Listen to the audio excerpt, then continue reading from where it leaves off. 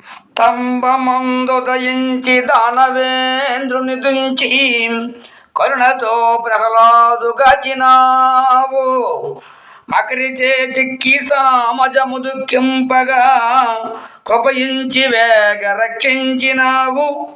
శరణంచు అవిభీషణుని చాటున వచ్చినప్పుడే లంకనిచ్చినావు.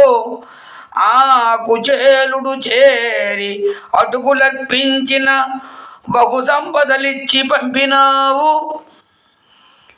వారి వలి నన్ను పోషింపవశముగాదే ఎంత వలపక్షమేల శ్రీకాంత నీకో. భూషణ వికాస ధర్మపురి నివాస దుష్ట సంహార నరసింహ దురిత దూరా. లక్ష్మీదేవి భర్తమైన నరసింహమూర్తి, నువ్వు స్తంభమందు పుట్టి హిరణ్యకశిపును చంపి కరుణతో ప్రహ్లాదును రక్షించితివి. మొసలి చేత పట్టుబడిన ఏనుగును, అదే గజేంద్రుడును దుఃఖింపగా దానిపై దయచూపి వెంటనే రక్షించితివి. రక్షించమోను విభీషణుడు నీ వైపును వచ్చినప్పుడు లంకనిచ్చితివి.